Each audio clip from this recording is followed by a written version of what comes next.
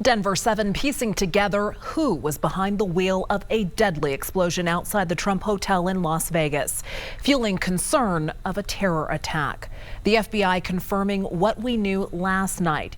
He was an Army veteran who lived in Colorado Springs.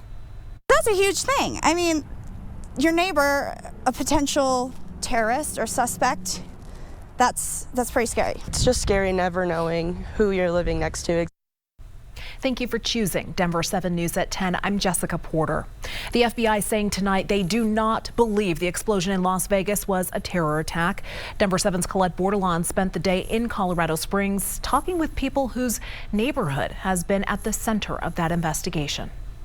37-year-old Matthew Livelsberger apparently lived in one of these units right behind me. A search warrant executed there today, and while we still don't know what the FBI found within the home, we are learning more about who Livelsberger was. Even if you never met them, you know them, you wave. It's like kind of the ideal little neighborhood. Kenny Mack has lived here at Eastside Landing in Colorado Springs for the last 3 years. Nothing that I would ever expect. Wednesday night, her neighborhood was filled with FBI agents and crime scene tape around some of the townhomes. The first thing we think is, what's going on? Something's going on. Did you get any sleep last night? No sleep. There could be a connection to the Cybertruck explosion to our neighborhood. And that was like, we'd been following it all day. So we're like, what?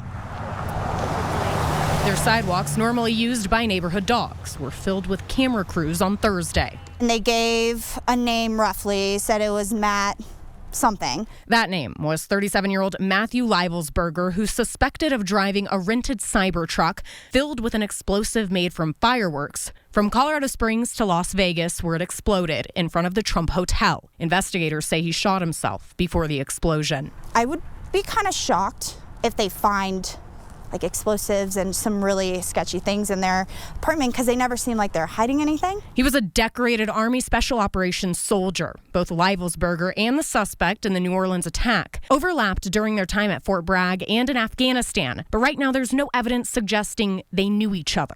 It's crazy because, I mean, who has a person like this next to them? You know, I saw them from a newlywed couple, it seemed, from what I know.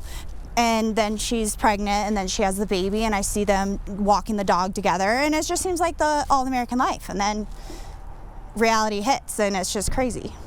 His wife telling investigators Livelsberger had been out of the house since around Christmas after an argument between the two. You honestly have no idea who your husband could be, who your wife could be. We've also learned Livelsberger was a Trump supporter. A family member says he was a patriot who loved the country, who'd often say Trump was a soldier's best friend. The relative continued to say Livelsberger is the last person in the world who would do anything like this. In Colorado Springs, Colette Bordelon, Denver 7. Until today, investigators were looking into the possibility that the explosion in Las Vegas was linked to an attack in New Orleans. The FBI says that does not appear to be the case now. They believe the suspect acted alone and was inspired by ISIS when he rammed into a crowd and started shooting with a rifle. Among the 14 victims, 37-year-old Reggie Hunter, a father of 2 young boys. His cousin was texting with him just before the attack. The last message that I had from him at 12:07 a.m. just on New Year's morning saying Happy New Year's and that he loved us. And when you look at that message now, I'm grateful that I have it. Authorities have yet to release the names of the victims, but some have been identified by their relatives and people close to them.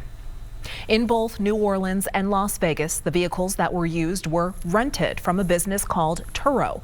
It's an app that connects users with people who rent out their personal vehicles. The Cybertruck that was blown up in Las Vegas was rented here in Denver. We talked with a Turo host who's based in Denver. He said he feels safe with the app. When you do so much business, as Turo is one of the largest now rental companies out there, if you do business with like 1,000 people, you're going to get 1 or 2 bad ones. Long term, I don't think that's going to really affect business. Turo gave us a statement. A spokesperson said they don't believe either renter had a criminal background that would have identified them as a security threat. The Denver 7 team is keeping a close watch on both of these stories. Count on us to keep you updated always on Denver7.com and during our newscasts.